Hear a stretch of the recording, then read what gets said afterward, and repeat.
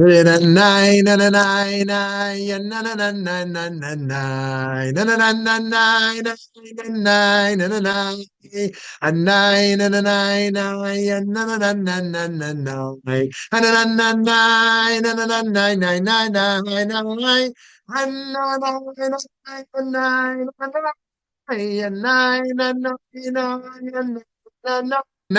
and a nine, nine, nine, nine, nine, nine, nine, nine, nine. Shalom, shalom, wonderful friends. It's great to see you for session 15 of 50 Transformative Psychology Studies and Theories and Jewish Perspectives on them. And I think we're in for a fun one today. This is my shortest presentation of all, but I'm sure we'll have a lot to discuss beyond that short presentation. So on the topic of Ernest, Becker, and the denial of death. Let's start with a poll question here. How much do I think about and actions do I take motivated by my own death? Consciously all the time, subconsciously all the time, consciously from time to time, but not so often, almost never. Okay, the question really is how death motivated do you think you are? How much do I think about and actions do I take motivated by my own death? Option 1, consciously all the time.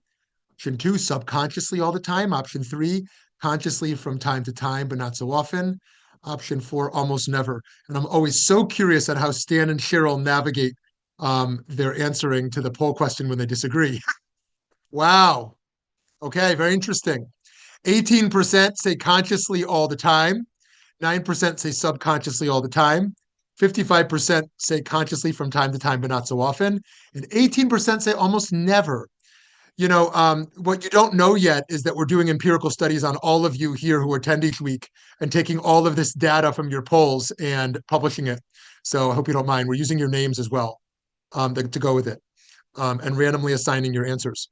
Okay, friends, here we go. The Denial of Death, Ernest Becker. The Denial of Death. If you haven't read it, maybe you read it 50 years ago. If you were alive 50 years ago, probably none of you. Then if you haven't read it, you can read it now. It's not easy to talk about death for many of us. Not only is there so much trauma associated with the losses the living suffer, but death itself can feel like a negative space. How to even begin to imagine it? Some of the most meaningful writing about death comes to us from the 20th century thinker Ernest Becker. Although he trained as a cultural anthropologist, Becker's seminal work, The Denial of Death, published in 1973, can be considered a philosophical and psychological approach to how people and cultures relate to death. Becker's biography is not irrelevant to his work. Born in 1924 to a Jewish family in Massachusetts, Becker served in the American military during World War II. As an infantryman, he helped liberate a Nazi concentration camp. Not many people can say that. Given how closely he saw the horrors of the Holocaust, it is perhaps no surprise that his work touched upon some of the scariest questions facing mankind.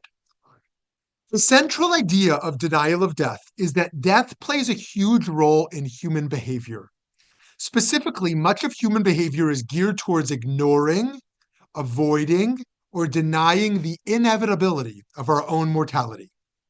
We all know that we'll die, of course, but we organize our lives around avoiding the fact that one day we will no longer exist. Quote, humanity literally drives itself into a blind obliviousness with social games, psychological tricks, personal preconceptions, so they are forms of madness. Becker writes, all of life can be understood as a distraction from death, from career ambitions to stamp collecting. Nothing against our fellow stamp collectors here, if there's any of you here. When I say fellow, that's not including me. As a society, our collective effort to not think about death creates what Becker calls a shared madness. Quote, disguised and dignified madness, but madness all the same. Here we can see how he was both influenced by and departed from our dear friend, Sigmund Freud, founder of psychoanalysis. Maybe he wasn't your friend, he was my friend. Becker, like Freud, believes our psyches are formed by the repression of what we cannot bear to acknowledge. For Freud, the unconscious was formed by our needs to repress forbidden sexual urges. However, Freud was wrong, Becker writes, about what humans feel so compelled to repress. Consciousness of death is the primary repression, not sexuality, right? So again, for Freud, one of the main things driving us from the unconscious realm is sexual urges from early childhood. Again, sex is more than just what we call physical sex, but it's connected. And for Becker, it is this denial of the inevitability of our mortality. So to be fair, it's extremely understandable that as humans, we have trouble conceiving of our own deaths, our own lack of existence. It's terrifying. No wonder then that we try so hard to avoid awareness of death. Becker asserted that not only is our individual character formed around this state of denial, but our entire society is as well. In fact, he went so far as to say that all of human civilization can be seen as a defense mechanism against our knowledge of mortality. Right? Everything we're building as a society is our attempt to repress this, and to live with this reality. Because we're all in denial, individually and collectively, we're unable to achieve meaningful self-knowledge. He would expound upon this idea in his last book, the posthumously published Escape from Evil. He writes, self-knowledge is the hardest human task, writes Becker, because it risks revealing to persons how their self-esteem was built on the powers of others in order to deny their own death. You might wonder, is it really so grave to be lacking in self-knowledge? Is that a great picture, by the way? A great piece of art. For Becker, the answer is an emphatic yes. Becker saw our denial of death and the lack of self-knowledge it engendered as the source of human evil, right? So if you ask the question, why is there evil in the world? You could probably offer 10 different explanations, right, that you've heard of or thought of. And Becker is clear. The root of evil in the world is the denial of death. It is precisely the repression of our mortality as to why people do evil things.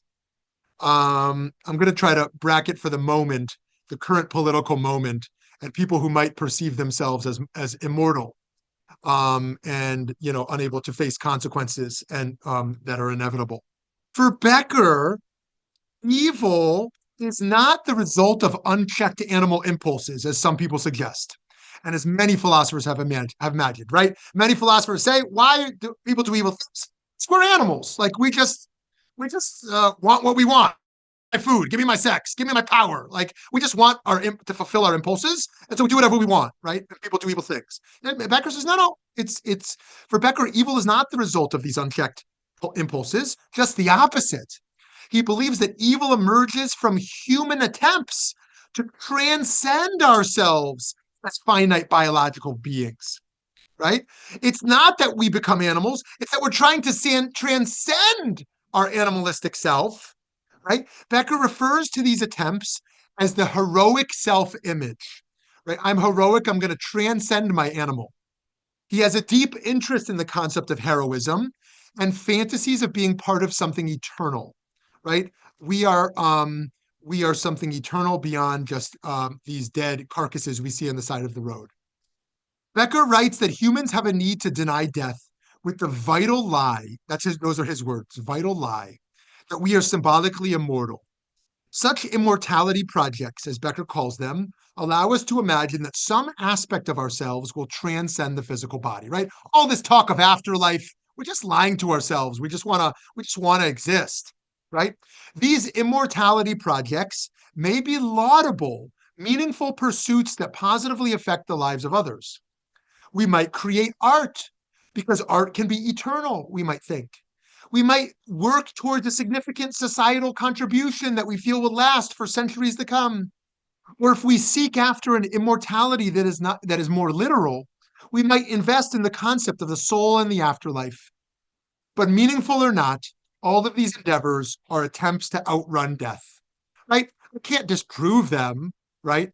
But psychologically, these are just defense mechanisms for our inability to face the reality. An immortality project might also be an endeavor devoid of meaning.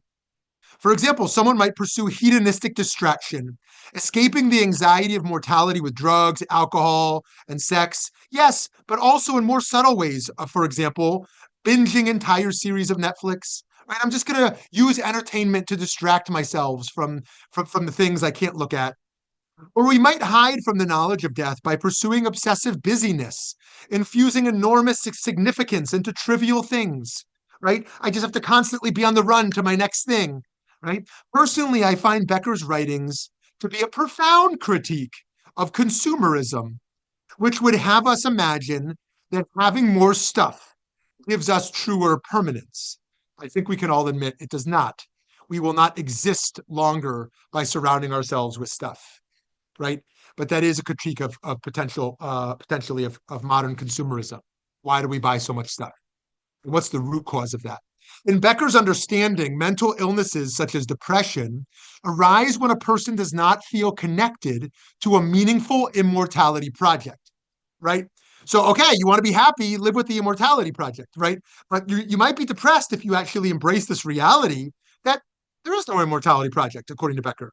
He felt that illnesses like schizophrenia, in which a person becomes disconnected from lived reality, are the result of a person creating their own reality because they lack a defense mechanism against mortality.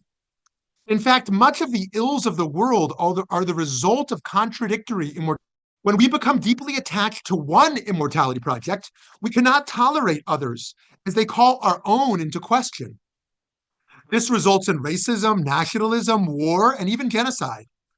Through this lens, the Third Reich and all the horrific death that it brought could be seen as an attempt to transcend death through nationalism and racial purity.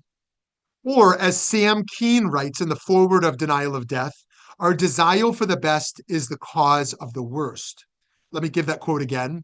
Our desire for the best is the cause of the worst, right? My desire to have a national utopia that's going to outlive the rest of humanity, right? My race is going to outlive through evolution these other inferior races. You know, Sam Keen, just so you know who Sam Keen was one of the last interviews that Ernest Becker did. And in this most common version of Denial of Death, there's a foreword in there by Sam Keen. I don't know much about him aside from that. So where does religion fit into this? Becker thinks that religion has essentially collapsed in the post-Enlightenment period. In the past, religion may have been a meaningful illusion that provided a helpful set of tools and resources to grapple with death. Becker asserts that religion can no longer offer convincing arguments for immortality, and science has failed to fill the void left by religion, right? So there is a void, and many people turn to science, right? Oh, evolution is my answer. I don't need religion. We have evolution now, right? So no, science was also an empty replacement of religion.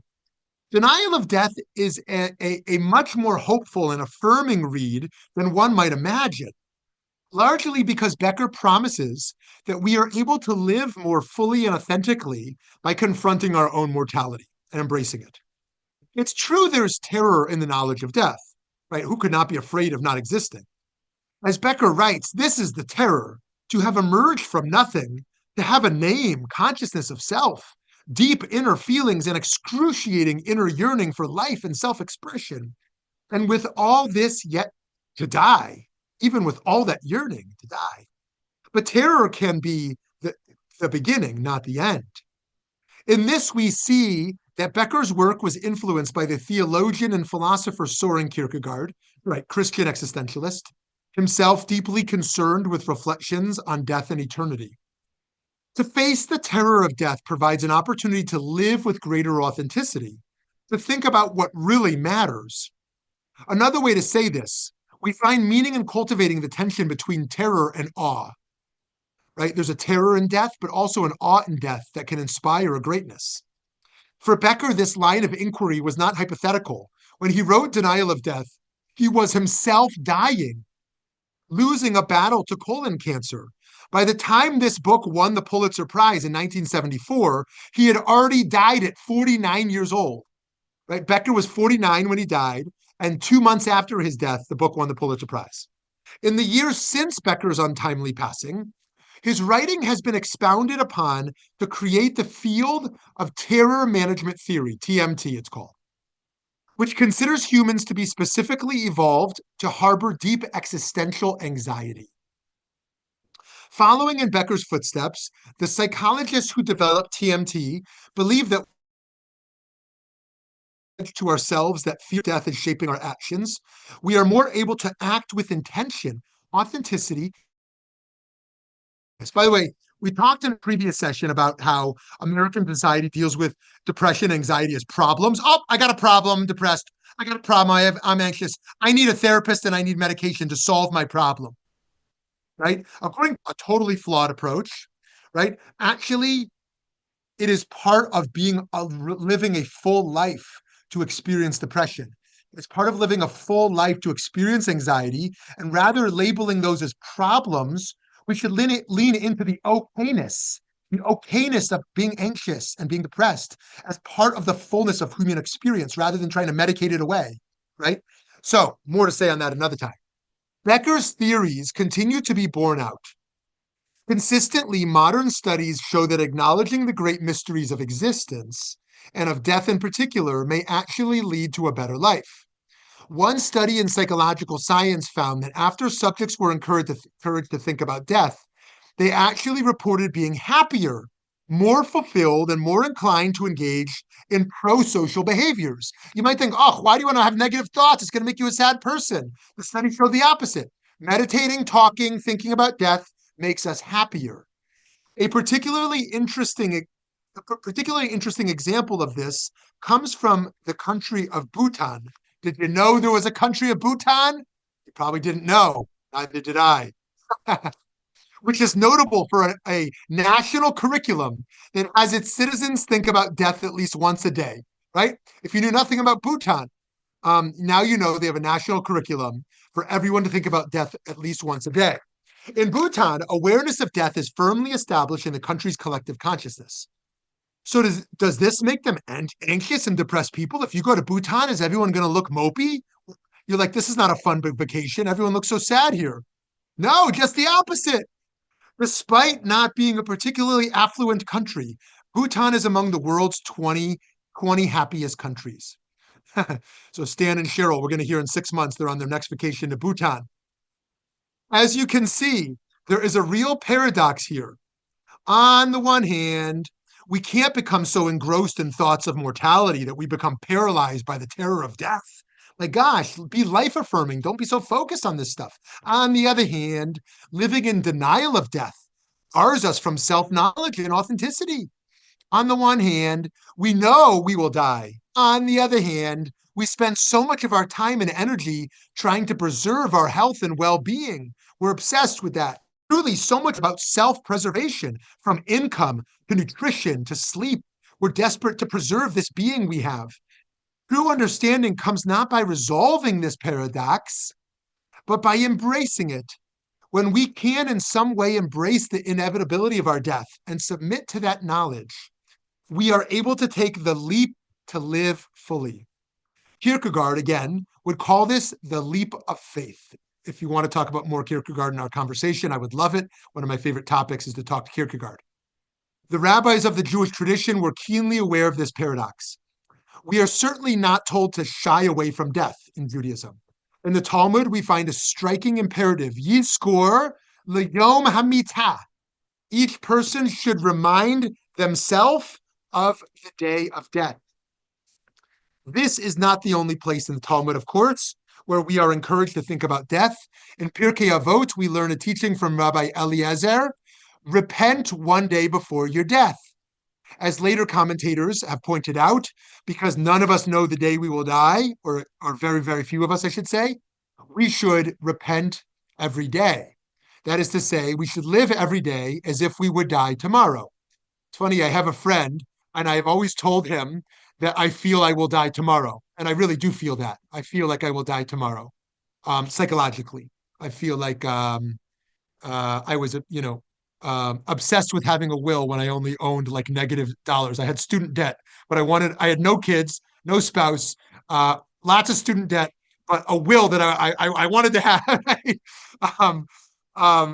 And yet my friend says, oh, he's confident he's going to live till he's 98 or something like that. So what do you mean? Why am I going to die? Like I have money and I have health insurance. I'll be all right. One of the clearest expressions of the Jewish death consciousness in our day is atonement, Yom Kippur. Indeed, the fast day can be considered a 25-hour meditation on death. Some even call the Day of Atonement a dress rehearsal for, after all, for the duration of Yom Kippur, many of us do not eat as if we're no longer biological creatures. We refrain from physical comforts, sexual activity, as if we no longer had bodies, as if it was the last chance to do so. We're dying, standing against heaven, so to speak. We prostrate fully, as if already buried, laying upon the ground. Many of us, with these traditions, also wear white on Yom Kippur, as if we're already burial shrouds. We do not because we want to die, but because we understand a true affirmative life is only possible if we work past that we will die. Right? Ultimately, it's a life and day by embracing this. The reality of war has spurred many death. Course of the First World War, Jewish and religious Zionist leader Rav Amiel gave a series of influential sermons, which were anthologized in Drashot unto my people. In a sermon originally given in 1914, when Rav Amiel was a rabbi in what is present-day Poland, he shared insights that would seem to anticipate Ernest Becker by suggesting that the horrors of war were creating intensely profound conditions for Yom Kippur. For the first time in history, Rav Amiel said, Jews were on both sides of the combat, meaning Jews were killing other Jews in World War I. Death was everywhere. And at this time, as we stand in prayer before the merciful and compassionate God, saying, who by fire, who by water, who by sword, who by famine, at the very same moment, our brothers and sons stand at the front with their swords drawn. The horrors of the day created a charge for all Jews to utter the familiar Yom Kippur liturgy with renewed depth and understanding. According to Rav Amiel, by living with a consciousness of death, we are fulfilling the verse from Kohelet, from Ecclesiastes. It is better to go to a house of mourning than to a house of feasting, for that is the end of every person, and a living one should take it to heart. And yet, for all this emphasis on death, our rabbis knew that if we become too engrossed with our mortality, we might become paralyzed and unable to act. As one Midrash says, if God had not hidden death from the hearts of human beings, we would never build or plant, and we would simply say, tomorrow I will die for the benefit. This is to say, if we focus too much on death, we risk draining the meaning out of life. As we know, Judaism would always have us choose life.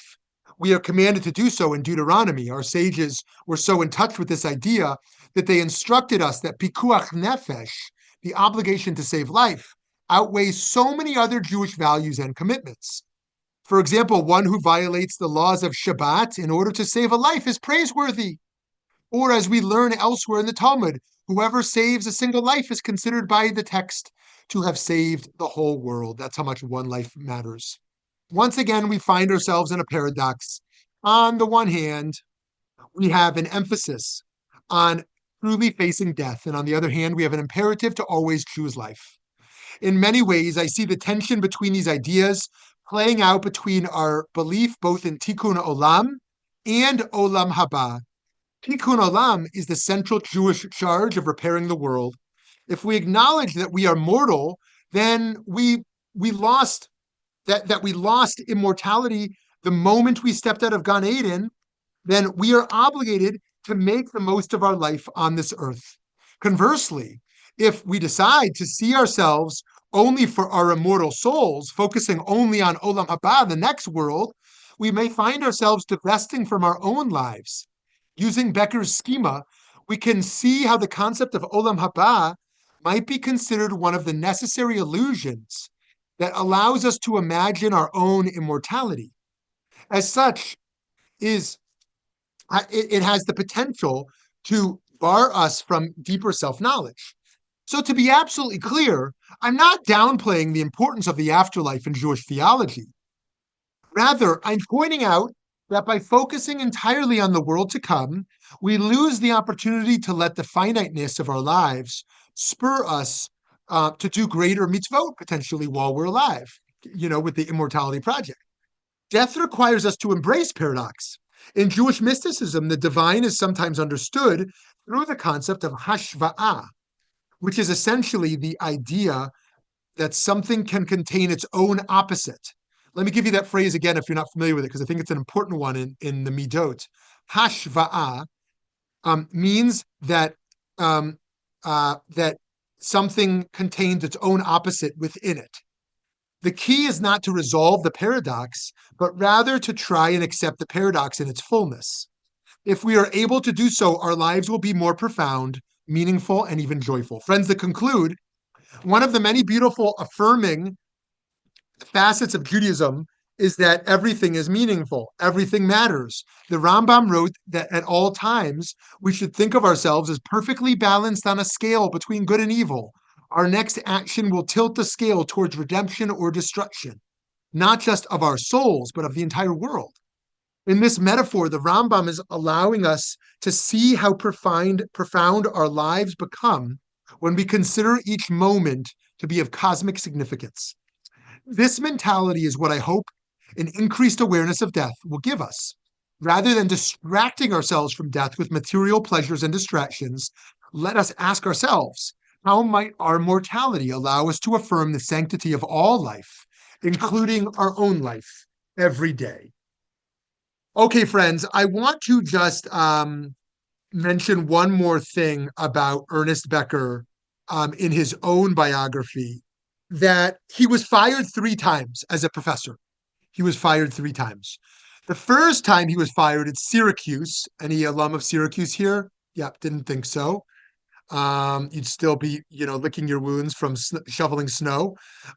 He was first fired for supporting a professor's claims for academic freedom from Syracuse. He was second fired from Berkeley in the 1960s based on a different tension with the administration. And the third time he was fired was in 1969 from San Francisco State when he was engaged in solidarity with student demonstrations and the university cracked down. So all 3 times in tension with administration. So he was an activist of sorts. And his classes were known to be theatrical. And that made him unpopular among some colleagues because they were very popular classes and they critiqued him for leading a theater rather than a class. And he was known for having a very interdisciplinary style. And lastly, what I would label his work within the field of psychology, this would kind of be obvious, but death-centric perspectives on human psychology. Right? Many forms of centers in human psychology. What is the center? For him, it is death-centric perspectives on human psychology. All right, friends, let me pause there. That was a lot to throw at you, and I would love to hear. And while you're sharing, I'm going to read all these many comments that I'm now looking at. Oh, yes. Hi, yes. Let's go to Cheryl, then Lauren. 4 things to say, so I'll make them very brief. But I was hoping for 5. The gross national happiness philosophy of Bhutan, I was very aware of. It's one of the top, that's what it's called, the gross national happiness philosophy. So about making them one of the top 10 happiest countries. Since we were just in Vietnam, we learned that in Vietnam, that your birthday is not celebrated, but the day before the person that you're remembering has died, the day before they die. In other words, that's the day that's like a yard site. But that is a celebration in Vietnam. It's right. It's the celebration instead of a birthday, celebrating a birthday. I'm in a wise aging class, so we talk about death and those kinds of issues surrounding that, the afterlife, a lot of different things about death. So I think, as Stan just said, we think about it a whole lot more now than we might have 25 years ago. Now as we're older, we think about it. So that's why we came to total agreement on the poll. And the 4th thing is a book that I just finished reading, which some of you may read, called The Measure. And The Measure is a book that basically says that on one day in March, current time, everyone in the world who is 22 or older receives a box, and inside the box is a string. And it's figured out by people who analyze this, that, and the other thing, everything, that string is the measure of your lifespan. And what happens to people who have shorter strings or longer strings, regardless of how old they are, and that takes that into account. So that would be taking into account live each day to its fullest. Okay, beautiful stuff, Cheryl. Thank you so much for those four comments. And if you come up with a fifth, we hope to hear from you again. Okay, over to you, Lauren. I also have a lot of different reactions, and I'm going to try and go through them coherently and as quickly as I can. One, this reminded me of Hamilton. Anybody there see Lin-Manuel Miranda's Hamilton? Probably the most brilliant piece of theater. I think that part of what Lin-Manuel Miranda is saying is that Alexander Hamilton accomplished so much because he always felt death close by. Right? I'm not going to throw away my shot. His beginnings, his mother dying, even why are you writing as if you're running out of time? Right? It's very, very much a part of Hamilton. I found it fascinating. Your age, as was just mentioned, makes a big difference. You think of it more at 75 than at 25. I think when you grew up, I remember in the 1950s as a kid, we felt like we were constantly going to be attacked by Russia. Like there was this nuclear war threat. We didn't have it as much as the American kids, but the American kids used to practice diving underneath their school desks in case of a nuclear attack. And, because we got the Buffalo News, there were always practice air raid signals coming on. It was scary. Makes you think of it. Where you live, it's different when you live in Israel. I was living in Israel during the stabbings. I saw a bus blow up not that far ahead of me. You think of it, and also your kids are in the army, constantly on your mind. And one last thing, reminded me also of this book by Kashigura, Never Let Me Go. I don't know if anybody read it, but it's fascinating. The idea is you don't realize at the beginning that the people you were meeting were clones who were built in order to donate organs. So they start their life from an early age knowing that they're not going to have a long life. But you meet a couple who fall in love. And how does that affect the way they live? So it's a very, very interesting meditation on being born knowing you're going to die at a very early age. So that's all I have to say. But thank you. This was a really interesting topic. Thank you, Lauren. Thank you, Lauren, so much. There's so much to say there. Just one thing that was triggered for me that I wanted to share as well. When you talked about kind of nuclear warfare, and which is most certainly still a risk in the world. But I think for young people today, as opposed to nuclear warfare, I think they're thinking much more about climate change and the destruction of the world. And in that regard, I'm reminded of something that Rabbi David Wolpe said at a past VBM lecture. And I've mentioned it here before if you weren't there, but I think about it because I think it was a really interesting comment. He said one of the proofs that humans are not fundamentally or solely selfish is the fact that if the idea that we will individually die, excuse me, the idea that we will individually die gives our lives meaning. But the thought that all humans will die would make our lives devoid of any meaning. And I thought that that's interesting that many find our own mortality meaningful, but we could not live with the idea that all of humanity, is going to die. So, anyways, thank you for that, Mara. Over to you, and then Stan. Hi, good morning. I'm going to take a risk and pull myself off camera. I'm homesick.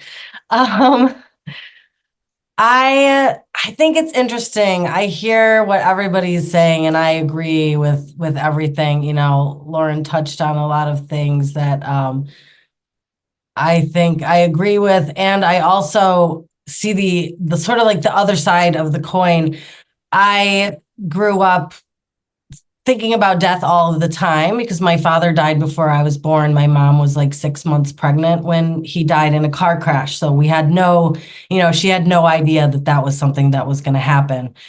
And so I always, like my earliest memories, I knew that that's what had happened, right? And it was never, maybe because my mom's a social worker, it was never treated as like a negative thing. It was just like a neutral fact. And I was sort of allowed to have develop my own feelings about it, right? Which of course change as you age and learn and experience death, right? Because I didn't actually experience that grief. I mean, physically I did, we know, because of, the way trauma works. My mom was pregnant, so I did experience the physical effects of it, but emotionally and with my awareness, it's something that I've processed and continue to process throughout my life, right?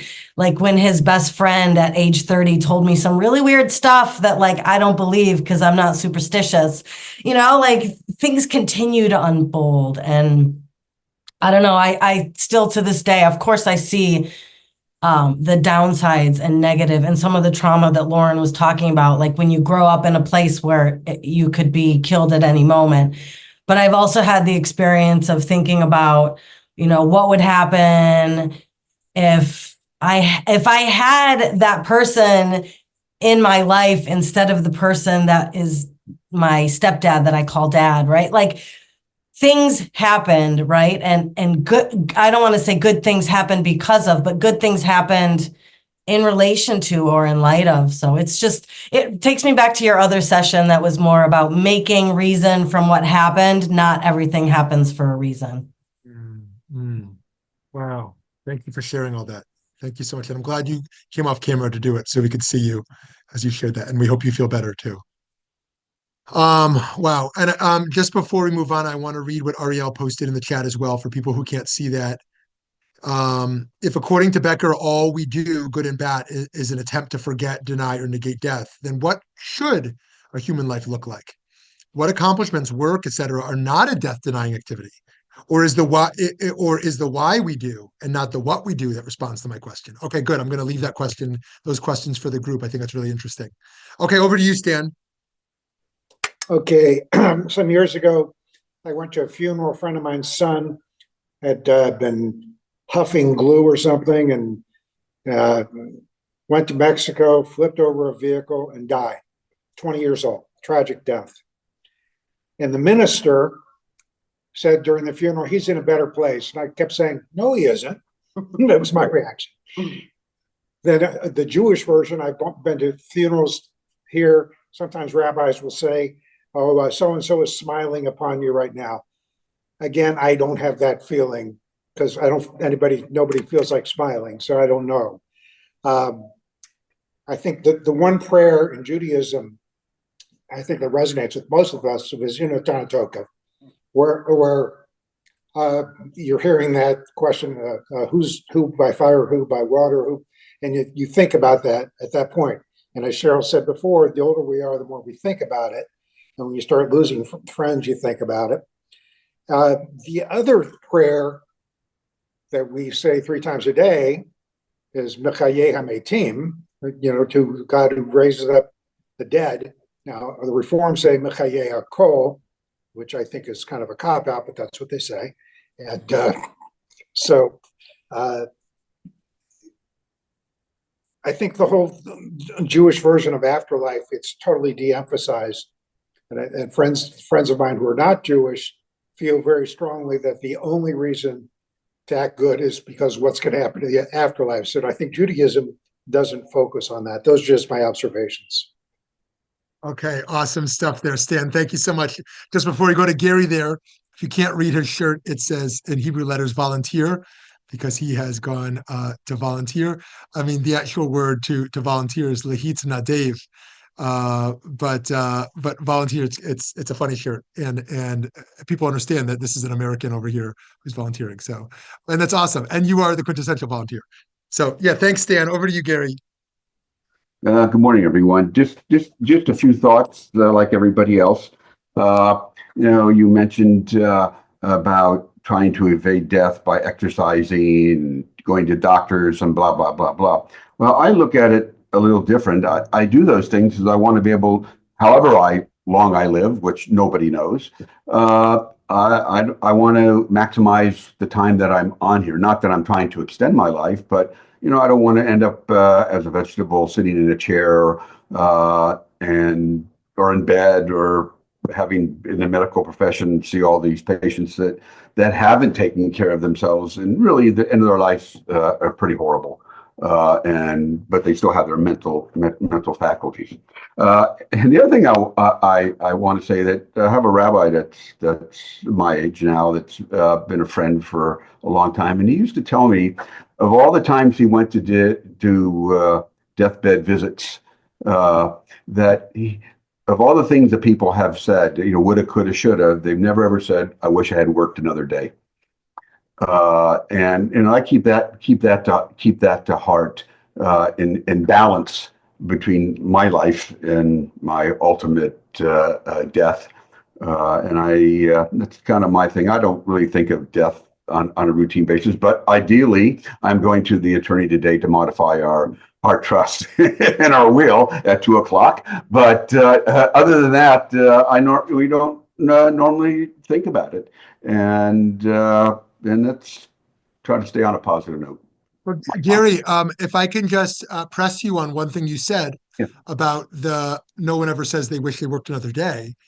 You're someone who could retire right now, but chooses to work part-time because you find being of service and your work very meaningful. So what's so bad about working another day? Well, there is nothing with working another day if you feel it fulfilling.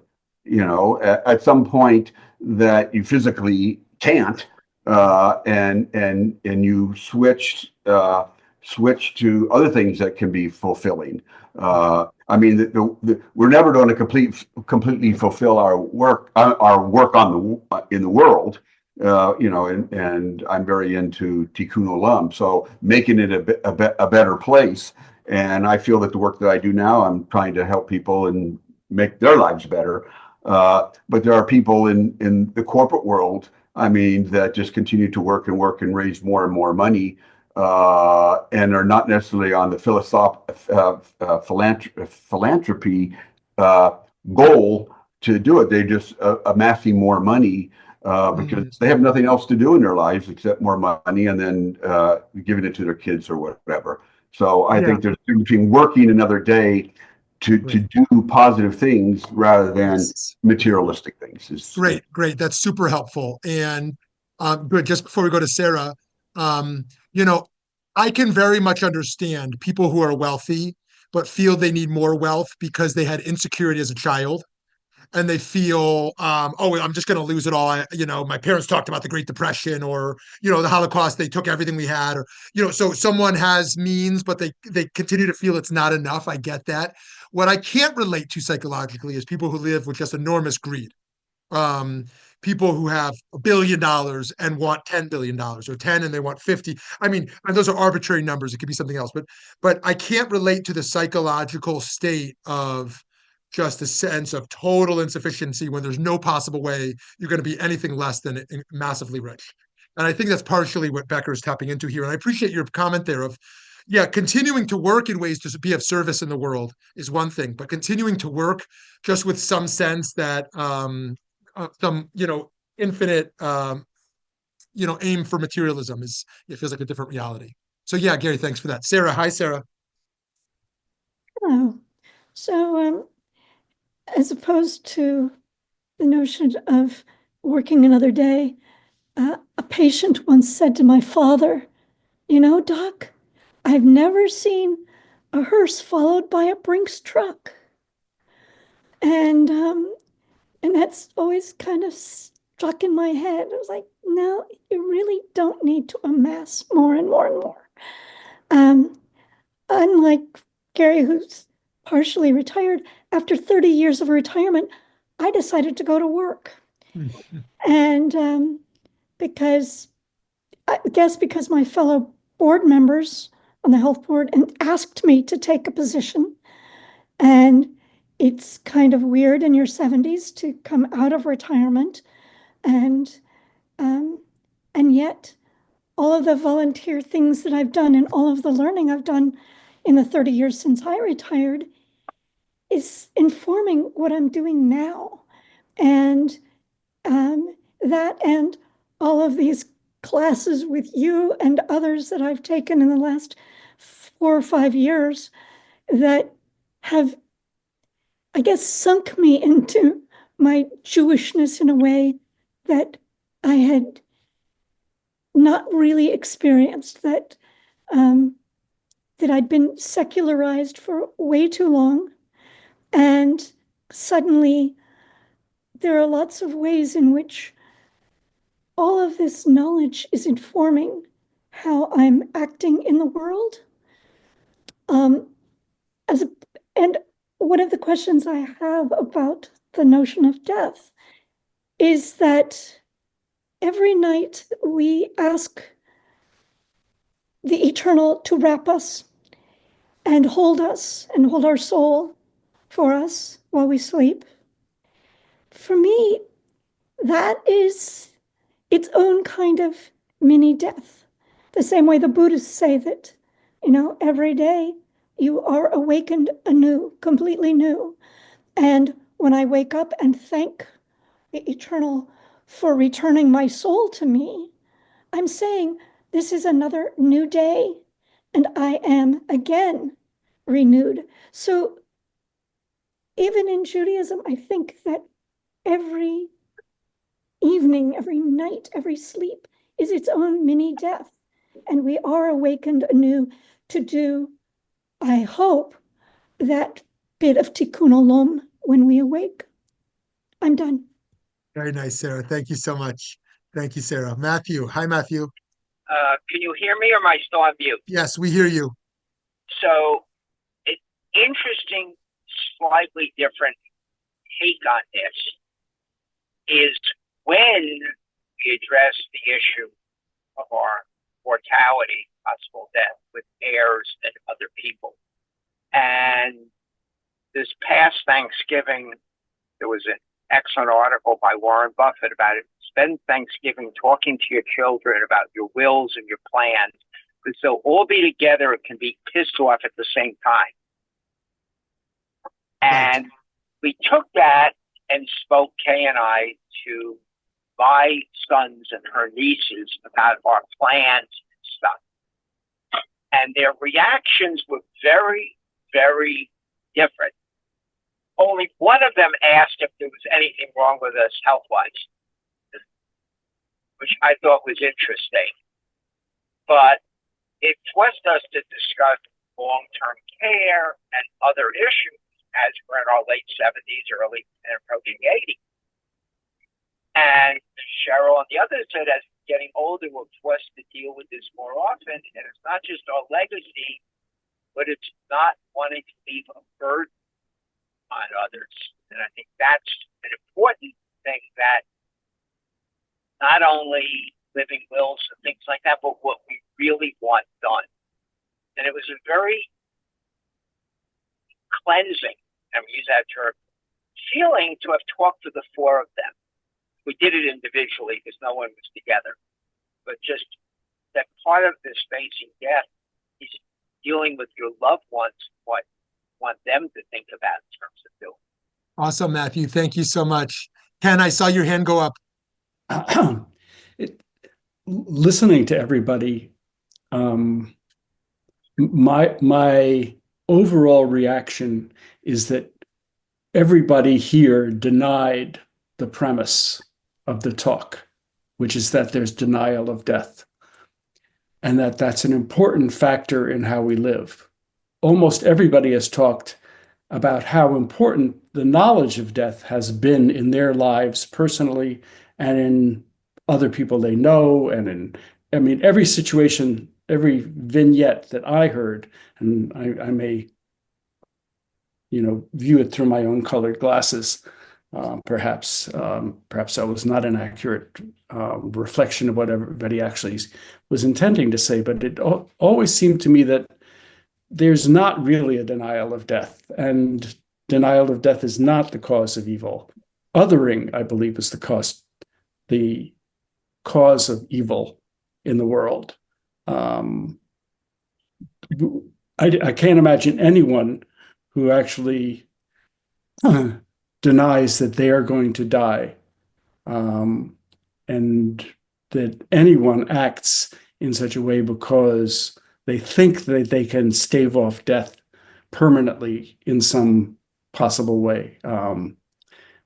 Even Picasso, I am sure, as long as his art is going to live on, knew he was going to die, which I think may have been the cause of how many paramours he had during his lifetime. That may be his knowledge of death that was causing that, rather than his denial of death.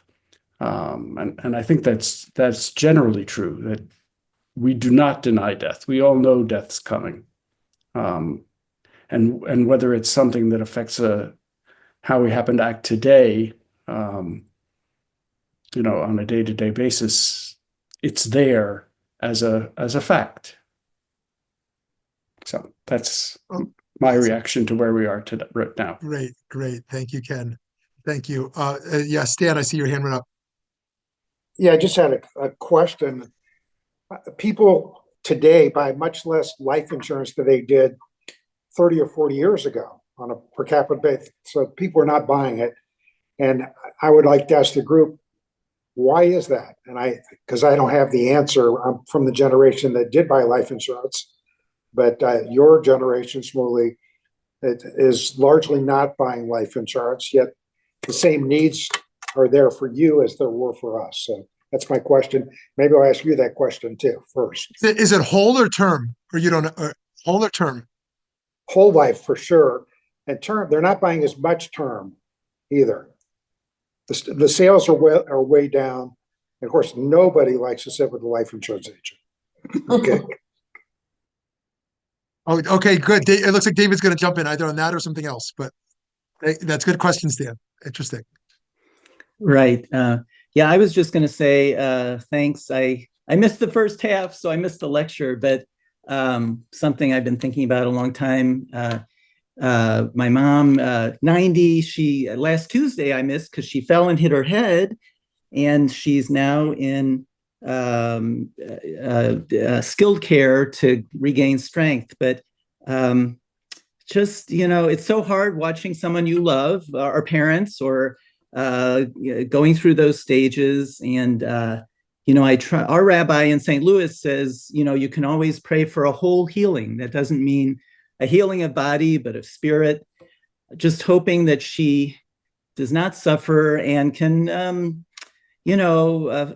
heal in the ways that she needs to. And she's escaped death many times, had a broken appendix and this and that. And, when God is reaching down, I think sometimes it's good if he can rescue you from pain. And so that's kind of what I guess I do believe in that. And I do believe that my dad, who passed away 10 years ago, he was an artist.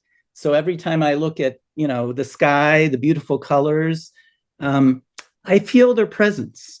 And there is a great book that I'll recommend, The Sage's Tao Te Ching by William Martin. The Tao Te Ching is, next to the Bible, the most popular book because so many people read it, and I've never understood it. And this is a reimagining of each one of the cantos in it.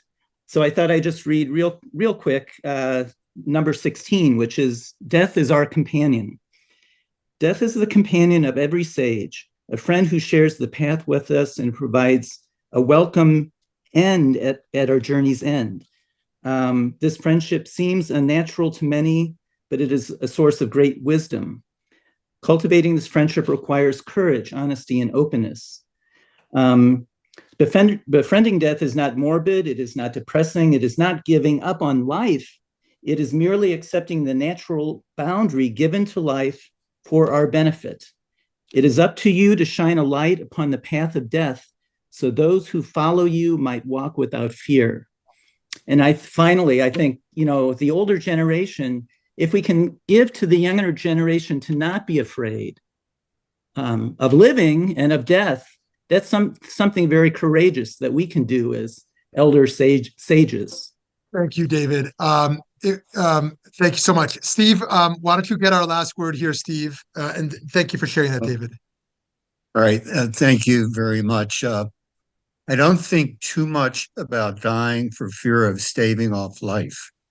I don't want to be consumed by those thoughts. But the one thing that makes me think more of death than anything, and I know I'm way off base here and I have no idea what I'm talking about, is the word redemption. Because I always think of the word redemption as the final act. That's it. It's over.